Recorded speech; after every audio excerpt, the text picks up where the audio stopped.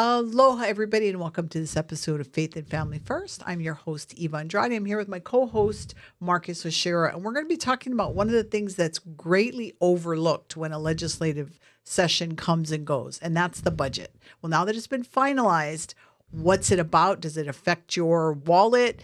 What do you need to know to be prepared as we move forward? So let's chat about that.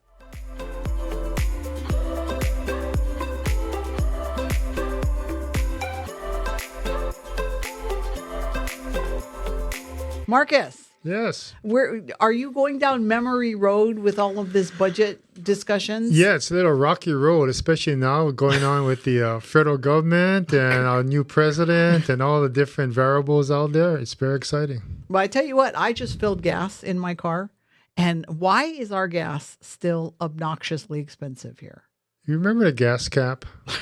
Yeah, in the 70s, yes, the long lines. You had to go a certain day of the week or whatever. Well, yes. It's because of the existing monopoly on the West Coast that affects our gasoline prices here. But we can get into that on another day, another topic. But yes, it's very expensive for people in Hawaii. Well, it is. And I think that that's one of the reasons we should talk about the budget, because it does affect people, right? The budget will ultimately affect residents. I think people don't realize that budget is a bill itself. So House Bill 300 was the budget. It's a biennium, so every 2 years. It's effective July 1st, 2025 through June 30th, 2027. It's a 2-year budget. Every odd legislative session, 2025, the legislature fixes a budget for 2 years. It's based upon a 6-year financial plan, going forward 6 years, planning on the revenues coming in and expenditures at a certain pace and tempo. Cost of living increases, economic forecast by the Council of Revenues. These are variables that are put in there. It starts sometime in summer, July, August, September, October. By November, the governor submits his proposed budget to the legislature for them to consider. And they go through the public hearing process, the vetting by the various departments, all 18 of them. And they go back and forth, House and Senate, like any other bill, having public hearing on and receiving testimony from the public on the requests and the changes through the discussion. Okay, so let's do this with our discussion so that we don't bore our people to death. Yes. We probably should do a little bit of budget basics just so that they can understand how things go. But before we jump into that, didn't we just go through a period where we heard that there was a surplus, and then now we're back to, oh no, we need to find money, which is why we need recreational marijuana and gambling.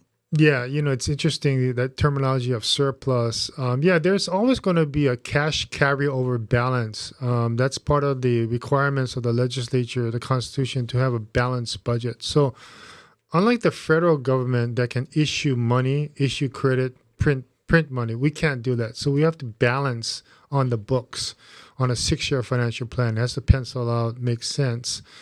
And so the legislature has that obligation. There's always going to be a cash carryover balance, whether it's going to be $150 million, $40 million, $300 million. That's required because for bond rating purposes, the state of Hawaii needs to have a certain amount of money set aside, sequestered away for the bond rating agencies to go and evaluate the state of Hawaii's, fiscal responsibility and the ability to pay its debts. So unlike other institutions, the federal government, we have to have a balanced budget and we need to have a cash carryover balance. So as far as surplus, yes, there is going to be some surplus, but whether it's the requisite amount that you need to have, that's to be determined. I just learned that the retention of any surplus or extra monies went up from, I think, 5% to now 15%. Wow. So whatever money that might be in the rainy day fund, the emergency budget relief fund, EBRF, maybe like 350 or 500 million, that has to stay in there. They can't transfer that out anymore.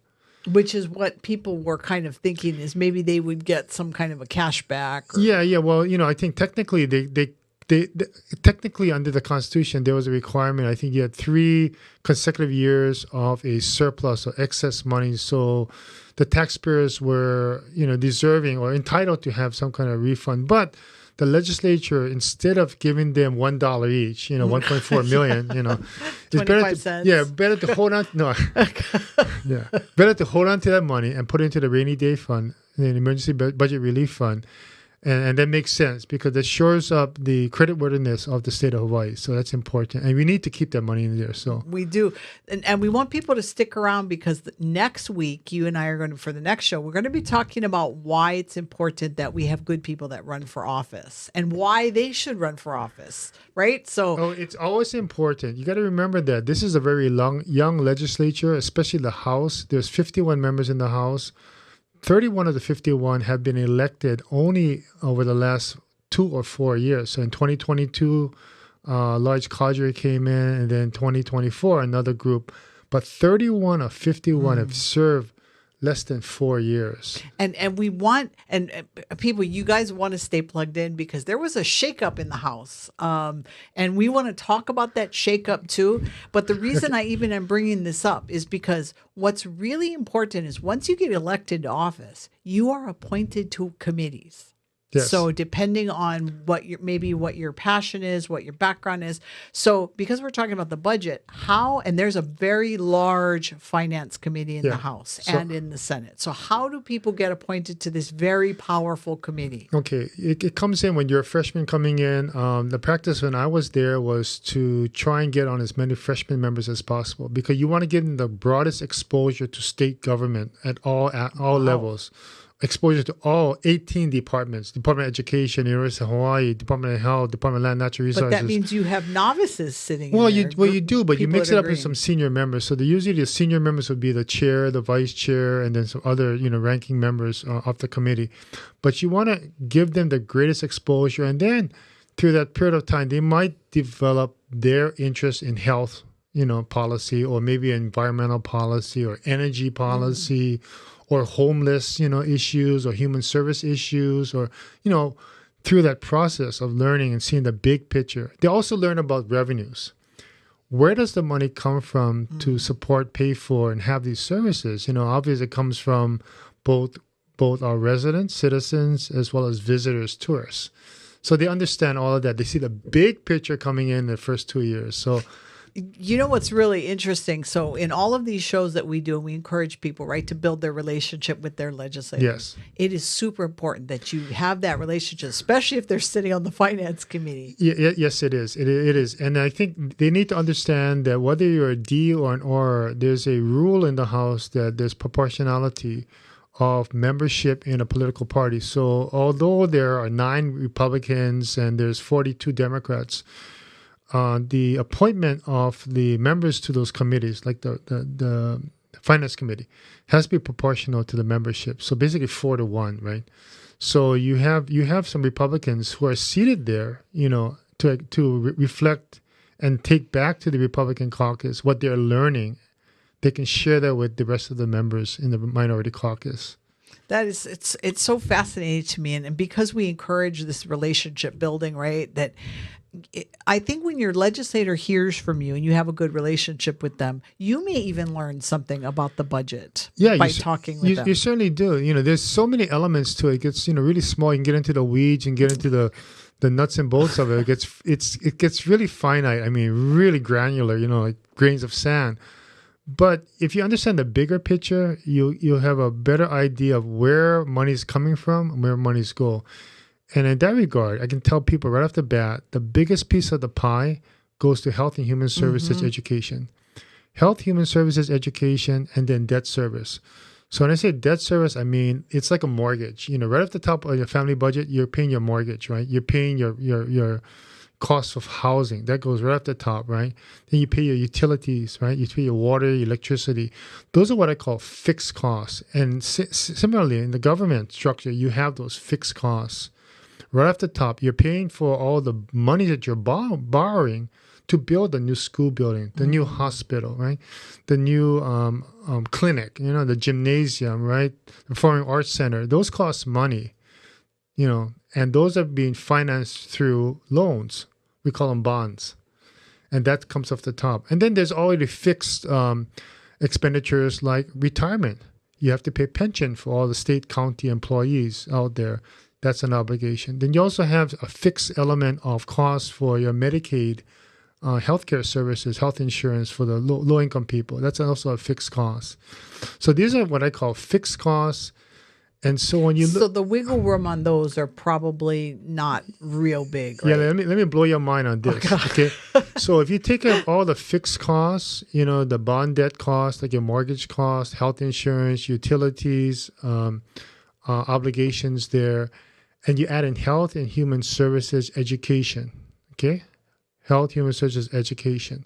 That's about 80% of the budget is consumed right there. Wow. And what was the budget, the final budget? The budget is about 10 billion. General funds combined with federal funds is 20 billion. But federal funds, a lot of the federal funds come from highway funds, transportation funds, federal government. There's some Medicaid dollars in there, Medicare dollars in there. There's also some other grant monies that come into the Department of Education. But principally, that's where it is. And so the 80% you're talking about is general funds. Yeah, is general funds. Right. And so just think about it this way. So you have the Department of Education, Department of Human Services, Department of Health, Budget and Finance because of the bond debt service and maybe the pension obligations. So those 4 departments consume about 80% of the budget. So the other 14 departments, they have to fight for 20%? Yeah. 14 departments have to fight for 20%. So when you Wow, think wow, about wow. things regarding the environment, and I always tell people we talk about the environment a lot, right? Preserving our environment from invasive species, to make sure that ohia lehua flourishes. We get rid of the coconut rhinoceros beetle, all these invasive species. We're concerned about all those things, all those foreign invasive species coming in, affecting the forest and as well as the farms too, right? Agriculture, right? Right. They get such a small, teeny bit of the general fund budget, and they're always asking for more.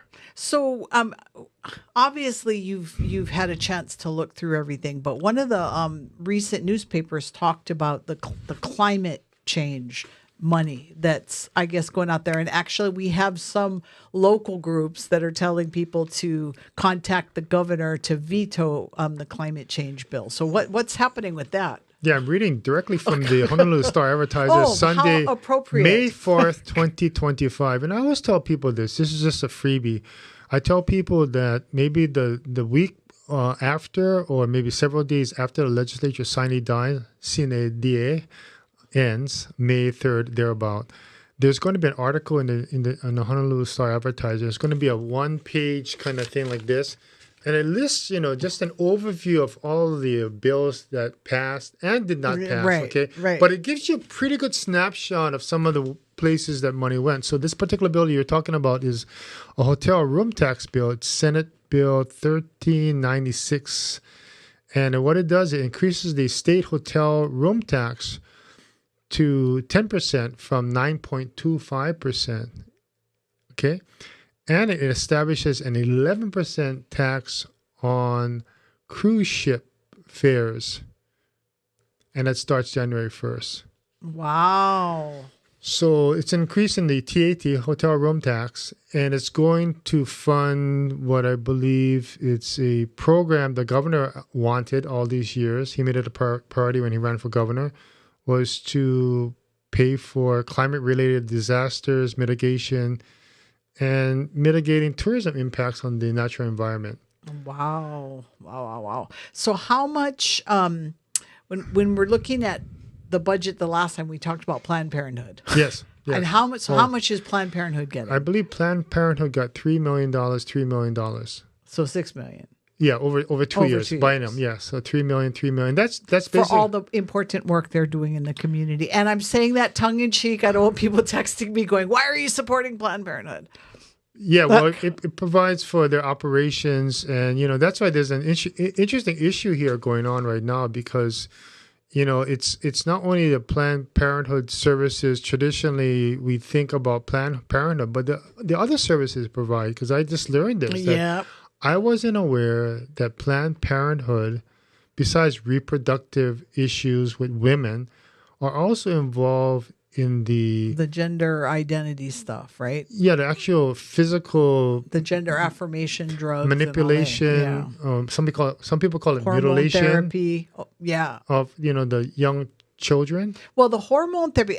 Okay, I disagree with Planned Parenthood on 1,000 levels, but I could see them with the hormone therapy, kind of it fitting with what they do. But you're right. If you drill down to what they're doing, it's far more than just that. Yeah, it's not just okay. So maybe for many people, it was bad enough that they were getting involved in reproductive rights and making it available for minors without parental notification. But now they're doing this thing called gender modification with hormone therapy that's very powerful. It may have lifelong effects. We don't know the long-term effects of it. So if they change the Constitution to allow reproductive freedom, they're going to be rolling in the money. Yeah, well, that's going to be scary because they're going to be entitled by the Constitution to demand those services and the funding. And that's a whole nother show. Yeah, okay. Oh my gosh.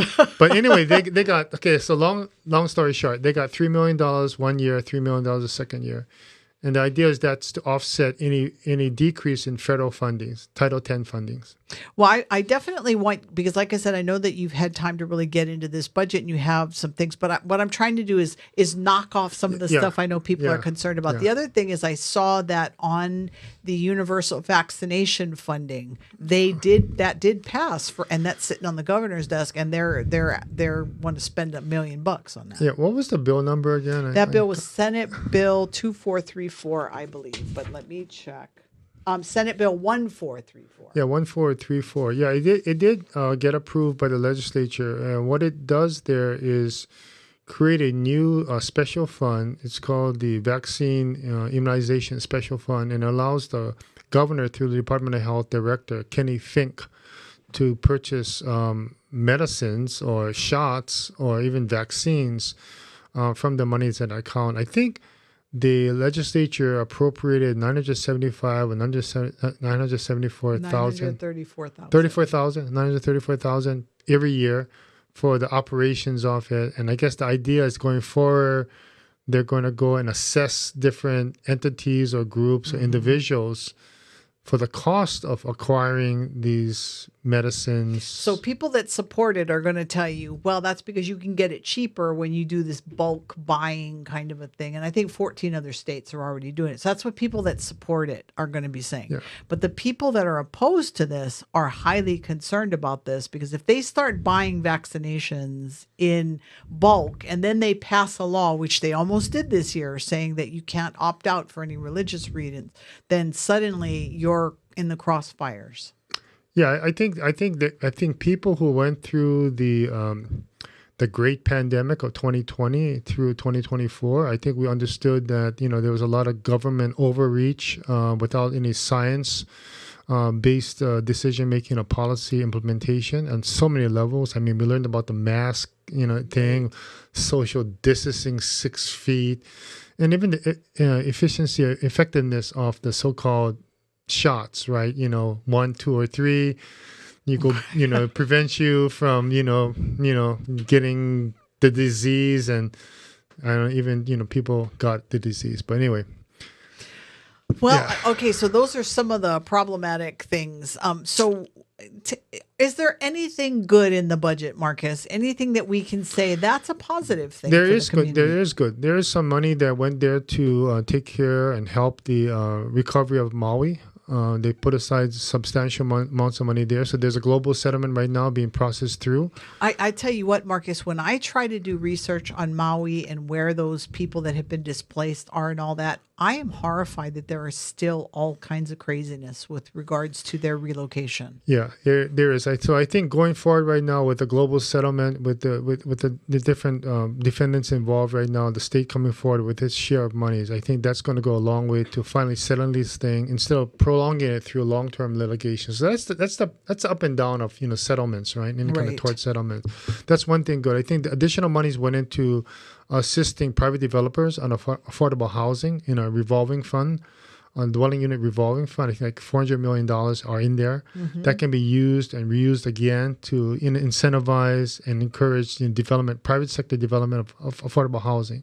That's interesting because I know a lot of money, like Catholic Charities is one of many organizations that fights for, like the Kauhale homes, affordable housing and all of that. Yeah. But there was some, because Kauhale homes did get some money, but there was some controversy that I saw in the papers recently about some of the funding for the Kauhale homes. Well, I'm not, Well, controversy, I guess, is every issue and every line item in the budget probably has some kind of controversy. But so obviously, as you mentioned earlier, housing and homelessness is a top priority, especially of the governor. The governor has made that. And in the area of healthcare, that's always a priority. There's more money going to the Maui healthcare systems. Maui Memorial is going to get more money to the HHSC system, the 13 community hospitals scattered throughout the hours that are owned by and controlled by the state of Hawaii. There's monies to incentivize local people to go to medical school, get trained as doctors, and help assist in their loan repayment. They're doing a lot of money going to restore the Hawaii State Hospital so it can be a safe place for the employees and for the people assigned there by the court to receive services there. That's important. It's the only facility we have. There's more money going into intellectual or development of disabled home-based care. That's important. That affects people in their households. And there's more oral health programs are going to be restored. Dental health is the same as any kind of health care. It's being acknowledged right now. So there's more money going there, and there's also it's more psychiatric beds for the Hawaii State Hospital. And that's important. Huge. Yeah, that's huge. Yeah, because we gotta bring these people off the streets, and we have to give them treatment. I know, and I know that we should do a show about this because I know that some people say that it's not right that we force people to enter into situations if they're not willing to do that on their own. So when does the state get to step in and say, you know what, you're not fit and you're going to go into these beds? I think the safeguards are there. I think there still is a 3-judge panel or a 3-doctor panel that does a psychiatric evaluation. So they're not snatching people off the streets. No. You're not trying to do that. Yeah. They wouldn't try and seize me off the streets. Or maybe they would. But they'll be like... You can scrap. You're going to scrap. Well, I'll resist. But there'll be 3 doctors to evaluate me to see if really I'm competent, right? And some people say I'm not competent, so I should be in that. I don't know. I wouldn't want anybody to snatch me off the street, but I got to tell you, sometimes the idea of going somewhere and getting some rest for 3 days, without being bombarded by texts and emails and angry phone calls sounds actually kind of peaceful. But that's a whole nother show. Yeah. Our producer's laughing. Yeah. Okay. You know that, right? Okay.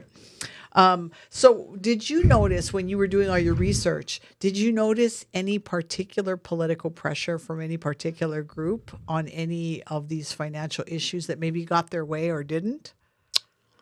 Well, I think the fact that the film tax credits, that bill failed. There was an expansion of the film tax credit and extension of the current film tax credit. That bill failed.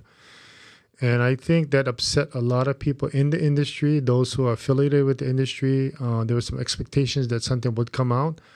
But that meant additional monies had to be set aside to accommodate and pay for those tax credits.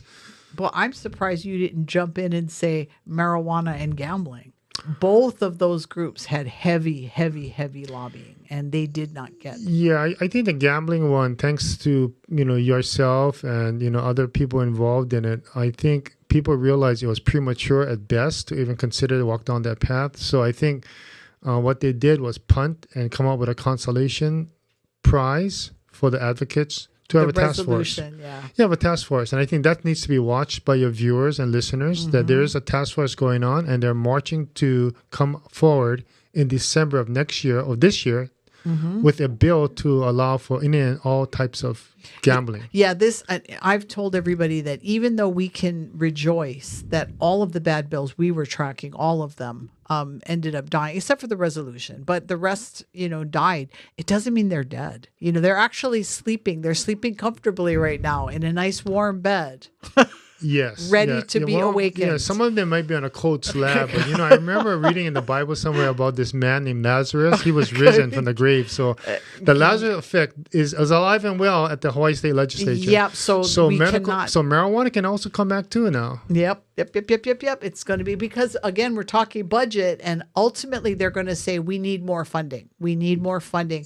And people, this is what we heard, right? People are already smoking pot and people are already gambling. So we might as well legalize it, tax, and get. Well, there's other illegal things people are doing today. It doesn't mean we're going to go and allow it, right? I hear, and that's why I'm just so happy that I see all these old school Democrats are all waking up. They're coming out of retirement, going, "What are you all doing?" Because it goes back to your point you made earlier, that there are a lot of younger legislators who are not making the connection to what's best for Hawaii. Yeah.